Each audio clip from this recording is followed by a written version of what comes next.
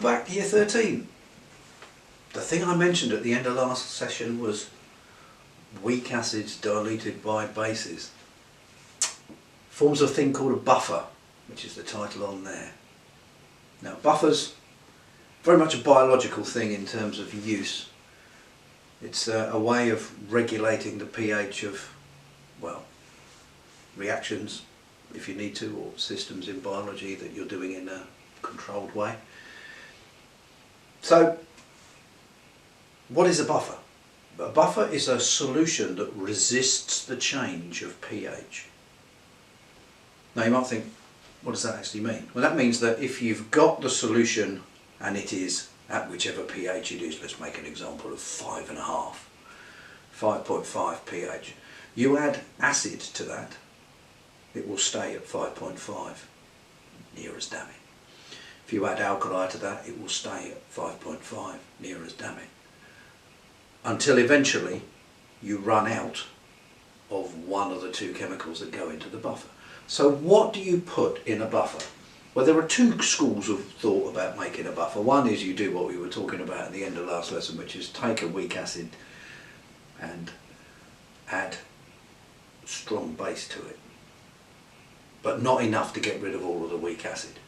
Or you shortcut that and you just go, I'll mix together the product of the neutralisation, which is the salt, and the weak acid together. So it consists of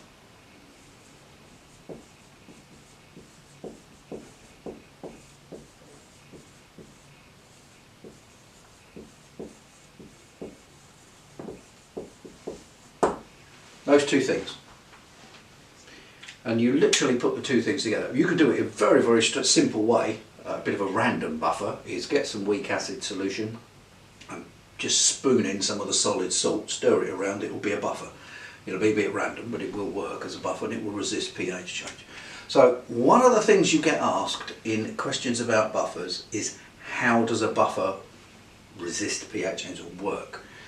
So you have to know how the equilibrium, it's Le Chatelier's principle, how the equilibrium does it. So if we had, we're going to do a non-specific one, which is where you use A. So you have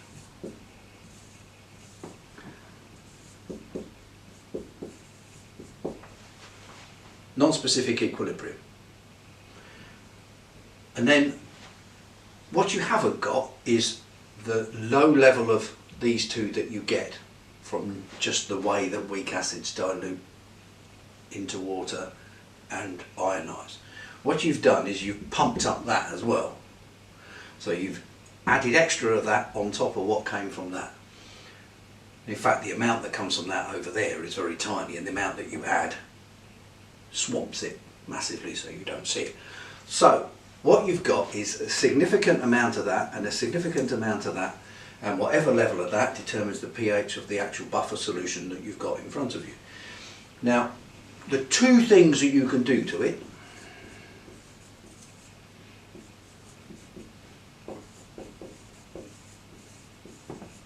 are those. If you add H+, Le Chatelier's principle, the thing where when you disturb an equilibrium, it undoes what you do. So you add H+, so you pump that up. What it does is it will go that way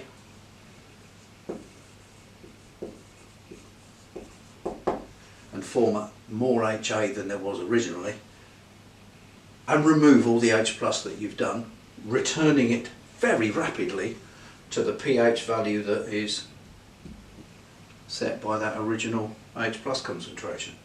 Now if you add hydroxide ions, it goes the other way, because hydroxide ions react with the OH. Don't react with the OH, they are OH. OH minus OH minus reacts with the H+, forms water, and then it makes more H+. So it comes, so kind of two stages. That happens, you get water,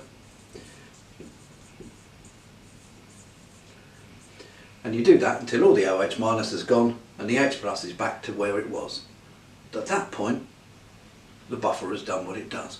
When I said the buffer goes on doing it until something runs out, it's until one of those two has run out.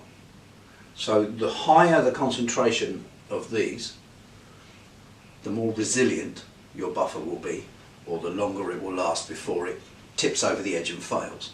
At which point we're going to take a little pause. So, took a little pause there just to write this on the board. Henderson-Hasselbalch equation. Apparently it's big in biology. Speaking as a chemist, couldn't care less for it. You see it in books, and to be honest, you can use it if you want, but you don't need it. So my opinion of the Henderson-Hasselbalch equation, controversial though that may be, is do that to it. Gone. There we go. The reason for me having a dismissive opinion of such thing is that it is actually just a rewrite of the standard Ka equation, in which case you don't need it because you can just use a standard Ka equation. I nearly said AA there. So, questions numerically about buffers come in a number of different guises. I'll start with a really straightforward one, which will unlock something really important about buffers that we need to know. So we need a very straightforward question. So default weak acid of choice is always the one that you can remember the Ka value for, and it's this one.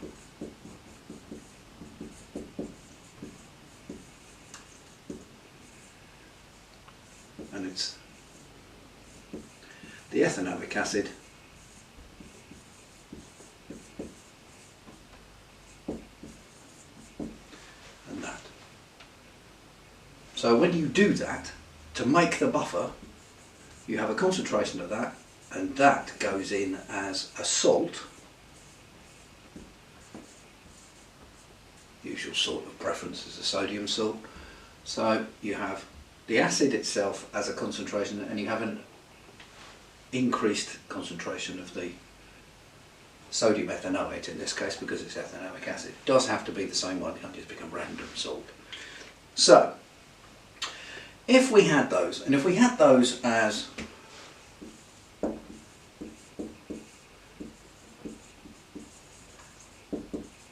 that one at that concentration,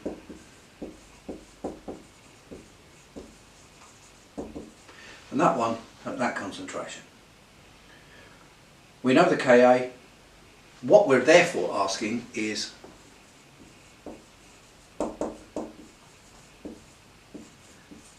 this question: what is the buffer pH? That's determined by the hydrogen ion concentration, which is the one thing we have to work out. So,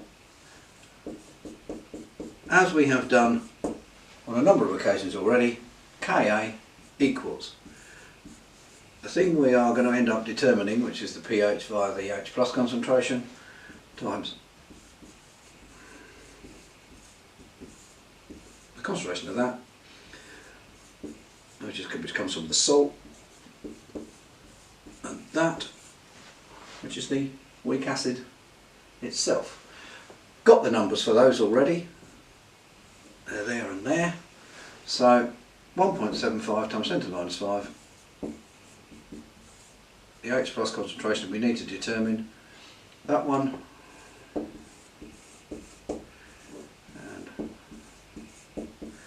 that one there.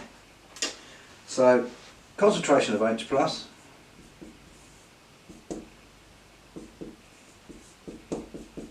just pop those numbers around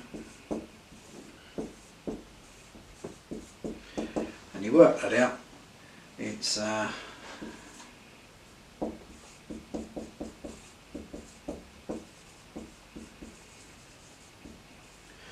3.5 times 10 to the minus 5, concentration of hydrogen ion, log it, get the pH. pH apparently is going to be 4.46 for that buffer. So it is just using the standard Ka. Now that Henderson-Hasselbalch thing is going to give you the same answer, it's not going to change the answer. It's just, I find it's like an unnecessary thing to learn. If you can do Ka, and you know what Ka is, you can do the pH of a buffer. So that's it really. That's the simplest thing you need to know how to do with buffers. We'll work our way through the other things in stages, which means that this whole video is going to be quite long. Now what I would like you to do, very shortly, is stop the video. I'm just going to put some stuff on the board that I want you to do. So we're going to use the same Ka, same acid. In fact, the calculation is just going to be, we're going to change the concentrations of the salt and the acid. Okay, so I'd like you to have 2 goes. Okay, acid would be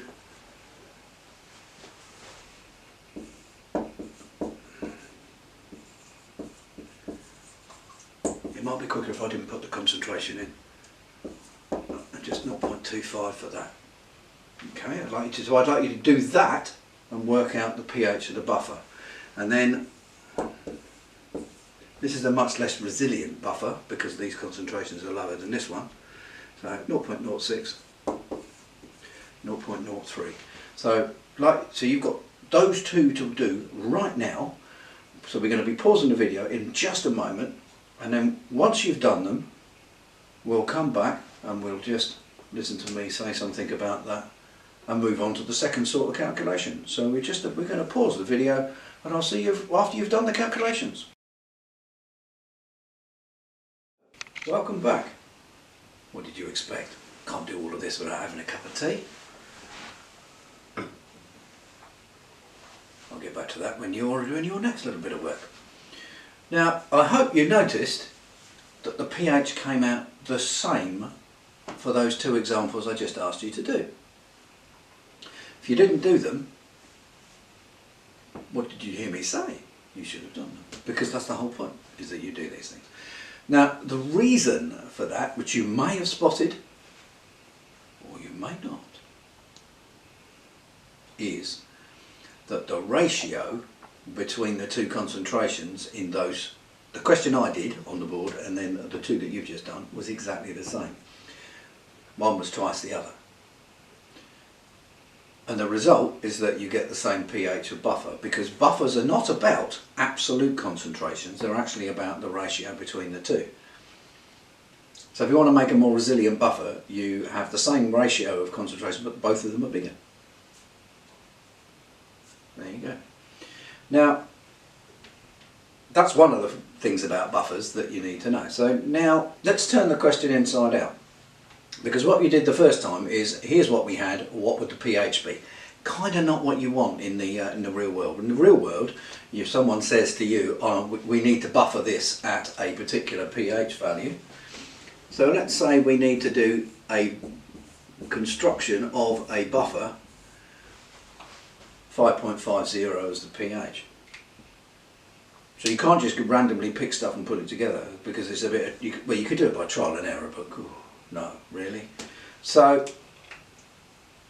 there has to be a way to do the calculation. But remembering what we just said, that it's about the ratio, not about the absolute concentrations, means that the ratio is the answer, and then you can use the ratio to say, oh well, we'll have these 2 concentrations, or we'll have these concentrations. Because maybe the concentrations would be massively high and not a feasible concentration to have, because it's not that soluble as a substance, so you have to turn the ratio down proportionately. So let's say we've got that. So first thing you can do is you can get the hydrogen ion concentration. So 10 to the minus 5.50 tells you the hydrogen ion concentration of that, and like I can't do logs in my head, as you might have noticed. In the past I have already pre-prepped what number we need for that. So the concentration of that pH of buffer will have this concentration of hydrogen ions in it. So we're still talking about the same old buffer thing up there with the 175 thing, 1.75 there, and that equals, this time we know the concentration of hydrogen ions, but it's the other 2 that we don't know. So I'm going to short form it because I'm going to write the whole thing out and it's quicker, using the generic formula for a weak acid, or any acid, but HA and A minus is the salt that comes from it. There. So what you get in the answer to this is you leave these two together as a ratio. So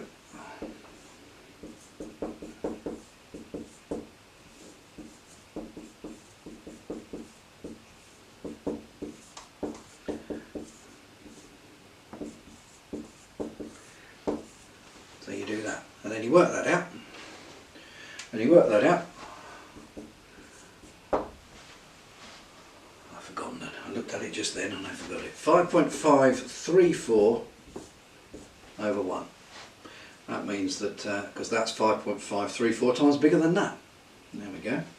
So 5.534 to 1 is the ratio of concentrations that you would need to have. So in the second question, slightly more complex than the first one, which was not a realistic question in terms of using a buffer in the real world. Here you would go, right, I need the sodium salt, which I would have to do that. The concentration of that, because that's the top thing, 5.534, concentration of the ethanoic acid, 1. Now realistically that's okay, that's a little high, so you could then go, alright, that's the ratio, alright, turn it down by 10.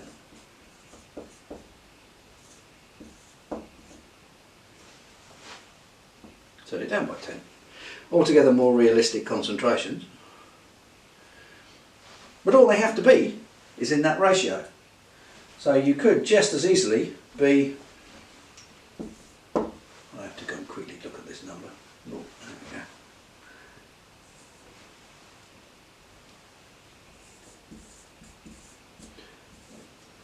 You could have that. And that. Same ratio. That's 5 times bigger than that. Well, 5.34 times bigger than that. So, of course, that's a much less resilient buffer than this one, which will be less resilient than that, but that's unrealistic because of the concentration of that. So at this point we're going to take a little pause, and then I shall return with a new question. There are some questions in the end that you need to do yourself on the worksheet that comes attached to this, but right now we'll just take a little pause and I'll see you shortly. Welcome back after our little pause, not for you, just for me to get this on the board so we save time.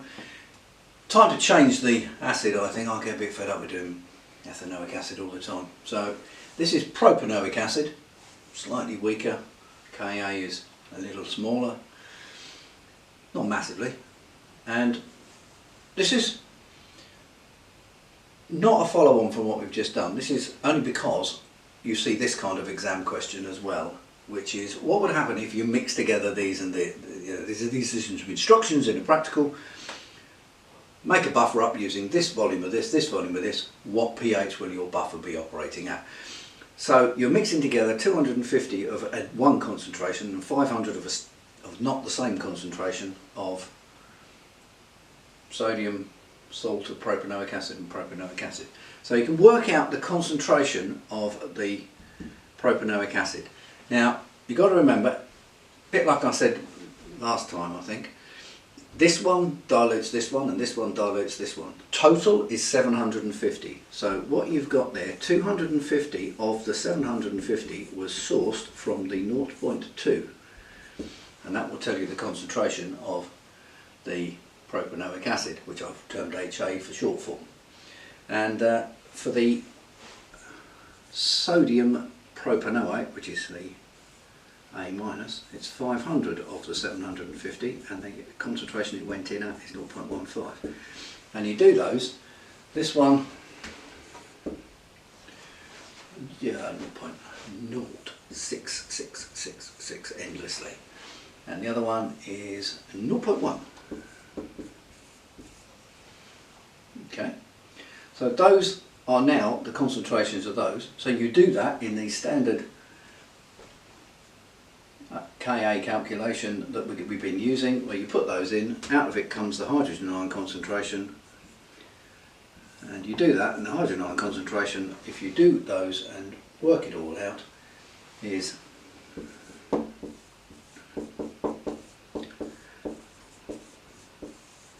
9 times 10 to the minus 6, log it, pH,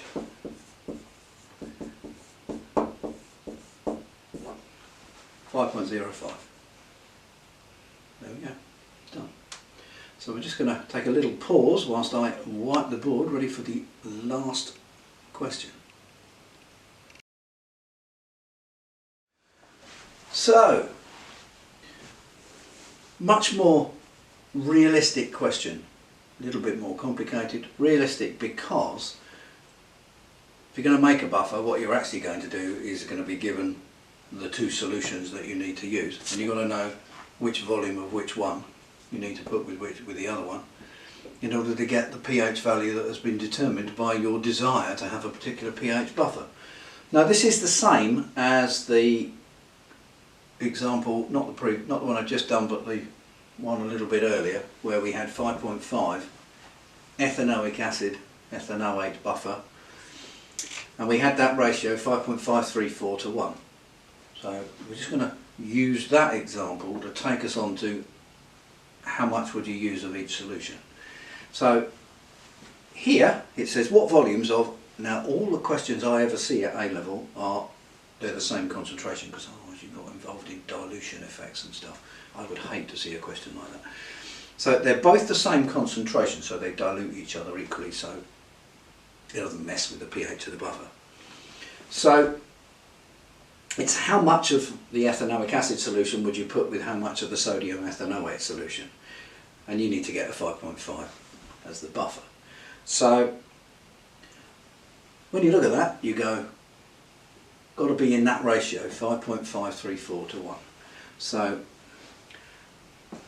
a lot more in terms of concentration for the sodium ethanoate than there is of the acid. So we'll do it in the short form. So we're going to do the sodium ethanoate first of all. Sodium ethanoate, so 5.534 over, you add the two together. And then, how much buffer do we want to make? Well, let's pick a random number. 700. Well, we're going to make up 700 cubic centimetres.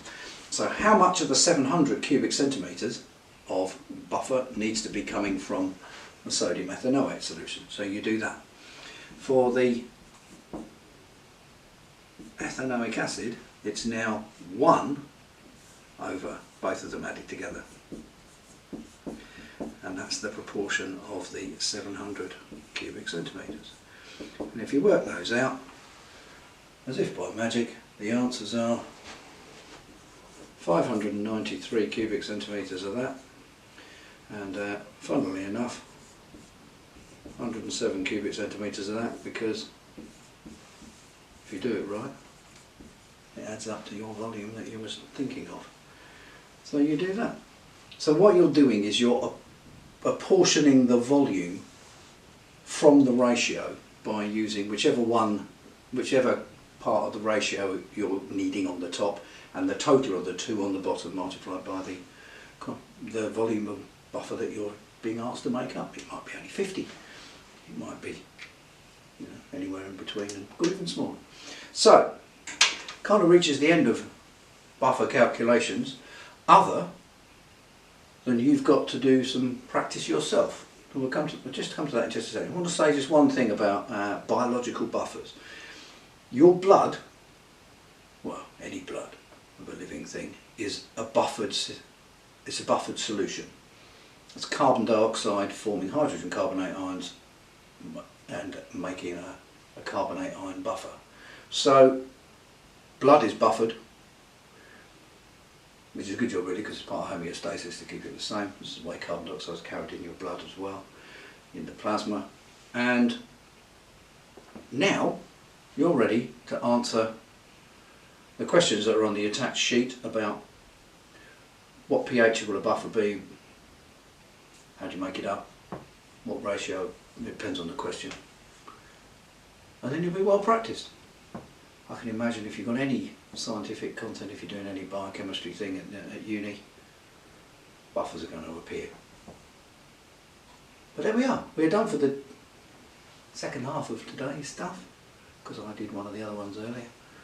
And I'll see you soon for further adventures in chemistry in these interesting times that we live in.